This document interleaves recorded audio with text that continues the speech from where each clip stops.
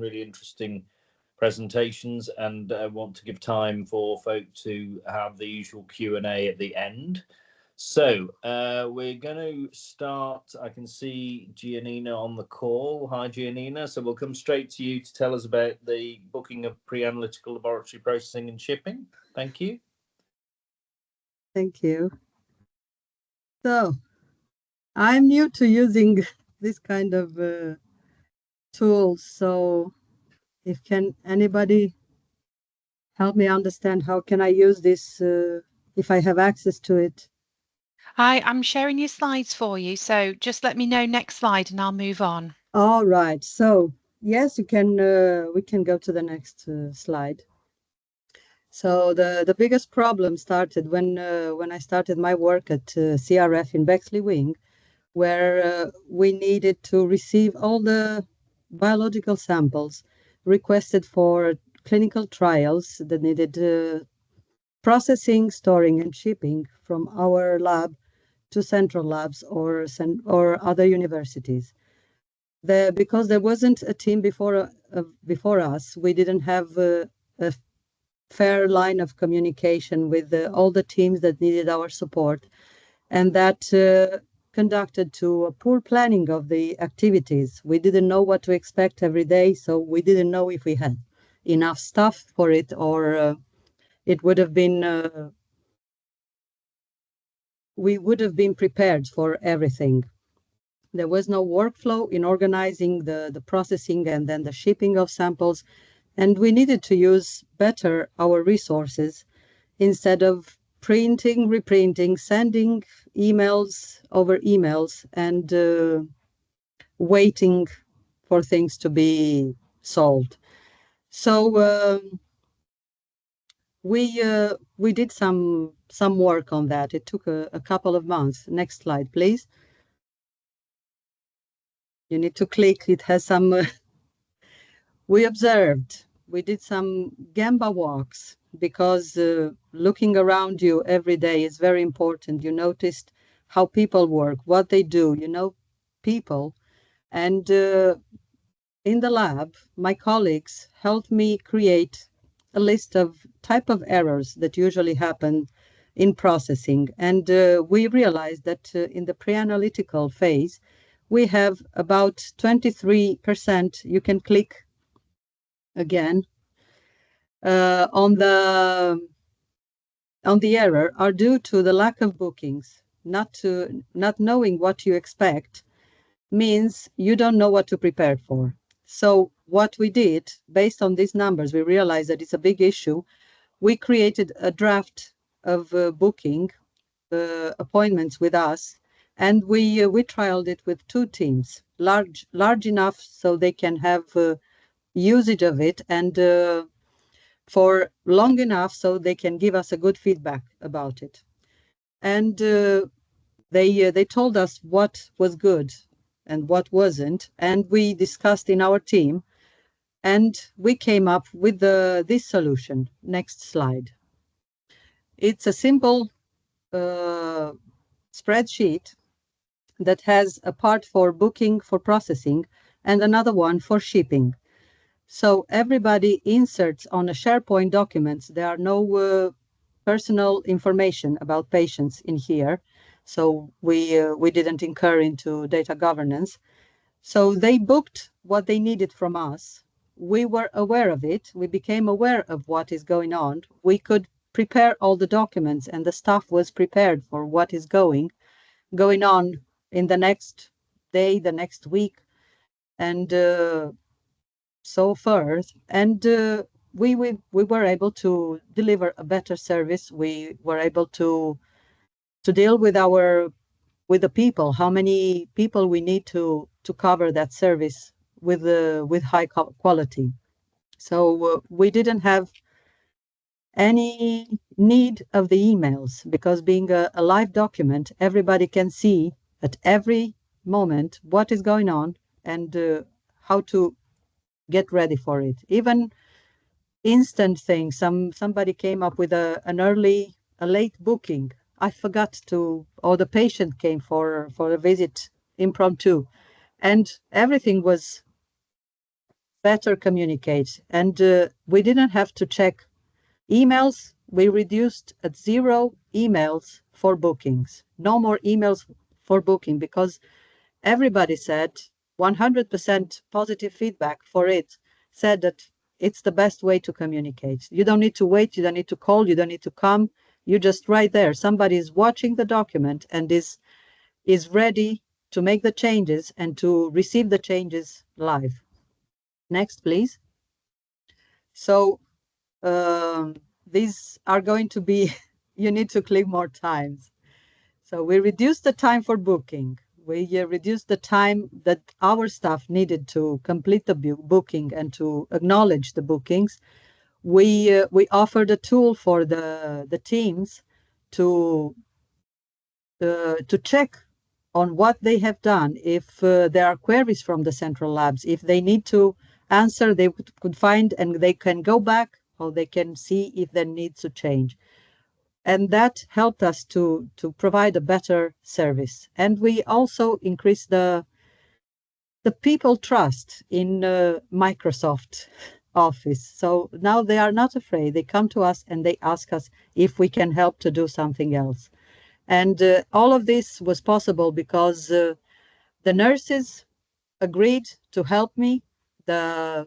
My team of colleagues was there to support me and to implement the changes and tell me what is going on, and because of my manager, Helena Baker, who believed in me and helped me to do this. Thank you. Oh. It is this. I would listen more. And what are the next steps? We have the team for CRF that is looking to our booking system to create their own.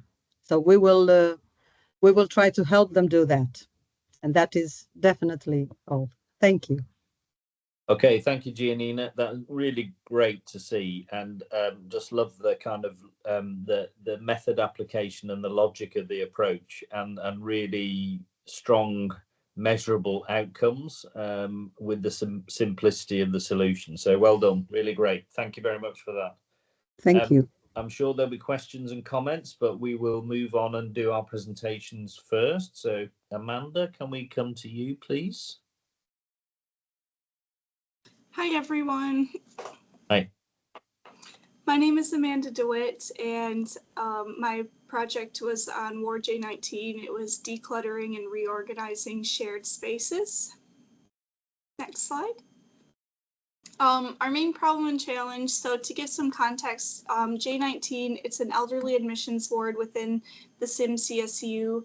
We have a large amount of workflow due to frequent admissions and transfers. Coming onto the ward, there's no clear labeling. Staff are struggling to find paperwork and equipment quickly and efficiently.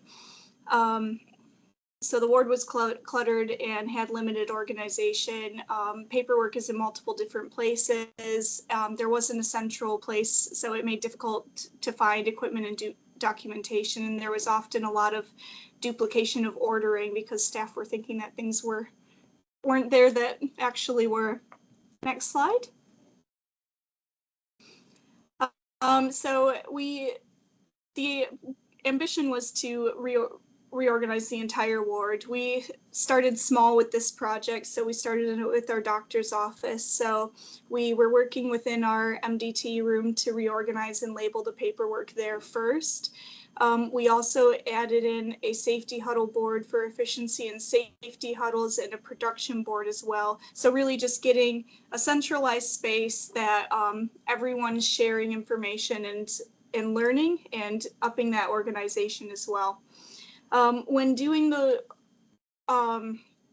when setting up this project, I was using the waste walk form, and that was really just to help myself and staff to understand where the wastes were, and that was mainly our time. We also used the 5S for physical space, so it helped to make a clear vision for improvement and where we wanted to be going forward with our reorganization. Getting team engagement, it was actually really difficult. I planned multiple LIM teaching sessions and they weren't able to go ahead either due to staffing or availability. We did just finally have our first session the 25th of July. Mind you, we had been trying to get this since March, so we finally are getting staff really on board with the actual teaching. It's been really difficult to get engagement, and that's due to the acuity and availability. Next slide. So our outcomes, so part of our goal was to create a smoother safety huddle experience. So staff find that they're more aware of the risks on the ward and there's clearer communication. It's all centralized, so it's easy to find that information if you're new to the ward.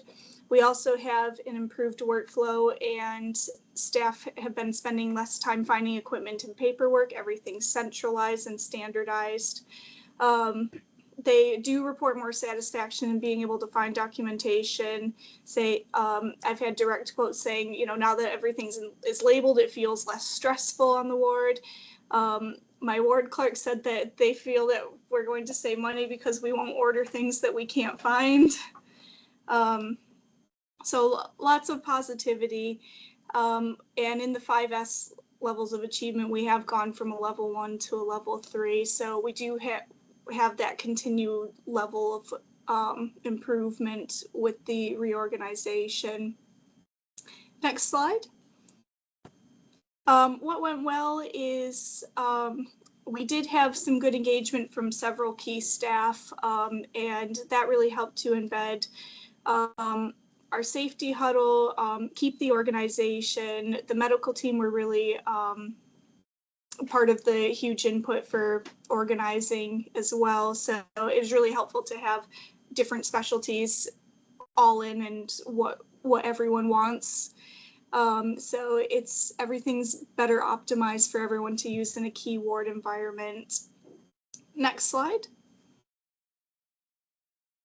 Really the main thing to focus on for next time is just getting a dedicated team developed beforehand and really just keeping that communication open and getting as many staff involved as possible. Our next goals is to continue working with staff, continue providing the LIM training sessions, getting more staff onto the beginner and the intermediate courses, and we are aiming to achieve a higher level for the 5S levels of achievement as well. We're now aiming for 4, and to continue working down the ward and continuing to reorganize. Okay, great. Thank you, Amanda. Really great to hear. And again, I just love the kind of, I think the fact that something quite straightforward can actually have quite a profound change on how the team comes together and works together on something which obviously benefits patients as well. Some important points on your last slide, particularly about turnover, which is something for us all to think about. You know, staff come and go, and so we think about that, but thank you for that. Okay, so we'll move on then, if we can, to Joe to tell us about the BMC Helix product.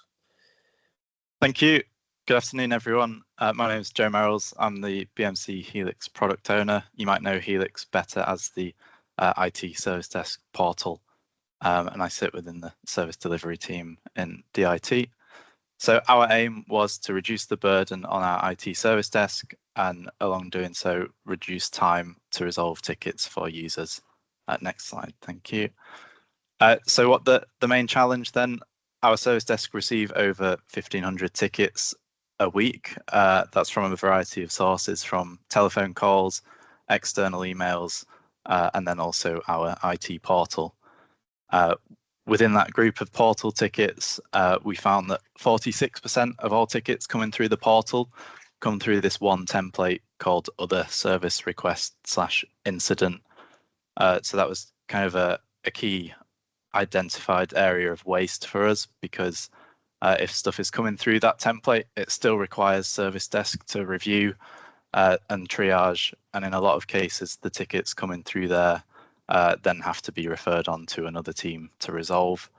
So in terms of how this lines with the annual commitments, it's using our existing systems to their full potential.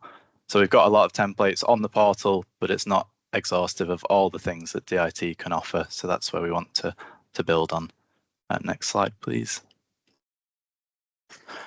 So the plan that we had then, we reviewed the data coming in from this generic template. We have some inbuilt tools within the service desk tool which helped us to do this. We identified some key candidates, which you can see on the table here. And then out of that, we then took a baseline so we could compare our before and after of our improvements. So for example, with the PAS access, which was the top one there, it was taking just under 3 days for one of those tickets to be resolved. And that was during the September to February timeframe there.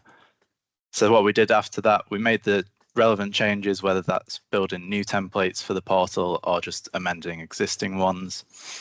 And then we did some targeted comms to specific teams and then some more generalized comms as well, just to highlight the new releases and new templates available. So specifically on the PAS one, we worked with the PAS training team and got them to move from the generic template to this specific PAS service request template. Next slide, please. So the outcome of this, first of all, getting people away from the generic portal template. As I say, that was 46% of all portal tickets were using that template initially. And then looking at the data from March to June, that usage was down to 38%. So this reduction of 8% is roughly 70 tickets a month, which no longer require service desk triage. There's removing that waiting period of tickets to be picked up and looked at, and then equating that into kind of human hours as well. If we say 5 minutes per ticket to review and triage, that's 6 hours a month of service desk analyst time freed up, which they can then go on to use for what we call first time fixes, where they're taking calls that they're able to resolve on the front line. And then specifically with the PAS example, we've had just under 100 since we made the change to that at the start of May. And where I said previously that was just under 3 days to resolve, that time now is down to less than a day. So obvious benefits there around faster access to staff. So once they've completed their training, we're able to provide that access much quicker, whether that's to the whole system or to specific permissions and roles within the tool. Next slide, please. So what went well, we found the key themes from that generic template have helped us to determine our kind of 2024 Helix roadmap, which we manage through this production board here as well. So these are some of the other ones identified that are currently in flight or ready to be picked up. And then we found specifically the PAS and PPM templates that had really good uptake. Next slide, please. So what we would do differently as we continue this kind of drive, I think time-bound smart objectives, it's not something we started off with. So if we're able to better define that, that would be great. And then the key learning is around how we promote that change, getting people to see the benefits of using specific templates, showing them, one, that will benefit them for getting their request resolved quicker, and then it will also benefit the DIT service desk staff as well.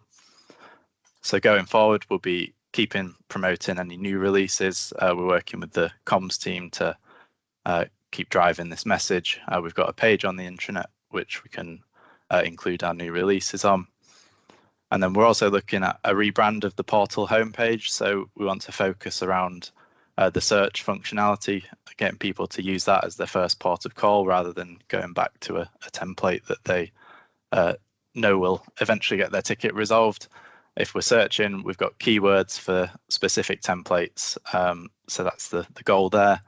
And then finally, we've reduced that time for access to be given, but is there a way to automate that and remove the human element entirely? Thank you. Great, thanks, Joe. Again, fantastic, and I love the bit about the learning that we need to help users know what it is they're kind of asking for to help them process. So there's that engaging people, which has come through all three presentations, been really good to hear. So well done, thanks for that, Joe, and some real progress, which helps the pressures on the team. Okay, so Giannina, Amanda, Joe, I'm sure are happy to take any questions or comments. Let's open that out to colleagues. James? What a fantastic report out. Three absolutely excellent presentations. Giannina, really so impressed by the work that you've done to standardise the booking for sample processing and transfer, and obviously you've said what next in terms of helping to scale that up, but I did want to ask you what next, because it feels like you've got such momentum that I'm sure you've got ideas for where you might look for your next improvements, which is phenomenal. Amanda, love the ambition to take your 5S level achievement, to increase that, and more to do, and also the focus on really helping that effective communication across your team. And Joe, absolutely brilliant. I did wonder on the data you showed us, Joe, I presume you had quite a long tail of other small volume requests through the other form, given that you've managed to sort the PAS one and presumably something similar on the AD group access. But yeah, really well done there. Okay, thanks, James. Any other questions or comments for our speakers today? I was going to ask for probably for all of you, actually, kind of what are your thoughts around the sustainability of this? Because for all of these, particularly Amanda, perhaps there's always something that can be achieved kind of early on. But what thoughts have you got, particularly with the staff turnover issue, about how you'll keep that going?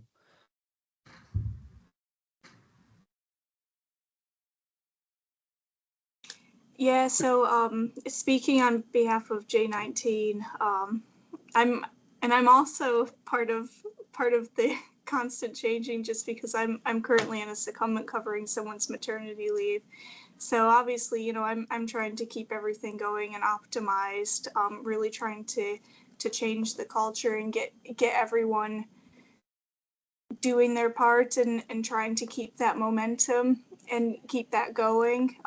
It's really going to be dependent on getting more people involved, and I think that the LIM teaching sessions, Jatinder's been helping to organize them and holding those, and getting more staff just aware of the Leeds improvement method and getting their ideas flowing as well. That's going to be key, and continuing and getting that momentum going forward as well. But it is a real challenge with the turnover, and the acuity of the ward means that it's really difficult to get availability of staff as well. So the ongoing challenge. Yeah, and I mean, it's good to be to recognise those challenges, I think, early on, rather than the risk of being sort of over optimistic about what's going to happen. So I think it's a really important thing to reflect on. So thank you for that, Jimmy. Yeah, so thanks to all three of you for great presentations. Again, I really love seeing the versatility of how you use the concepts of the method in really different parts of the organisation, but you've all demonstrated meaningful improvement, and as Phil's referring to there, hopefully sustainable improvement as well. So it's a thank you from me rather than a specific question. The other thing that struck me, and I'm a big advocate for, and share this with your team, is you've all been thoughtful about where you put your improvement focus. So you haven't just gone, oh, let's go with the first place. You've got that, okay, where are we going to have the biggest impact? Joe, you've got the data there to say it's this thing that is the most frequently occurring challenge for us and our customers. That's where we're going to put our focus first. Giannini, you had a same analytical start point. And I think that's really important to bring through with our method, because we only have so much time. So where do we put our time first to have the biggest impact for our team and our customers, be they patients or colleagues? So I thought that come through really strongly there. So I wanted to give you credit for that thoughtful approach. All improvements important, but it's not all equally important where we're precious with time and resource. So great job, thank you. Yeah, really good point, Jimmy. I think it is that realism about where we are is important in the current pressures that we're under. So okay, any other comments or questions? No, otherwise so Giannina, Amanda, Joe, 3 great presentations, really kind of simple in one sense, everyday rocks in your shoes problems that you've gone about using the method to solve and worked in your teams to do that. I think really heartening to hear about. Anything we can do to promote what actually have been quite important things that could be spread out across the organisation, do let us know, because I think it's be great to kind of celebrate that and help the rest of the organisation realise the benefits of what quite straightforward work, but also the impact it can have on people's work and their own impact on patients. So thank you for that. I can't see anyone else wanting to come in, so we'll give ourselves a few minutes back and close report out. Thanks very much, everyone. Cheers. Thank you. See ya. Thank you.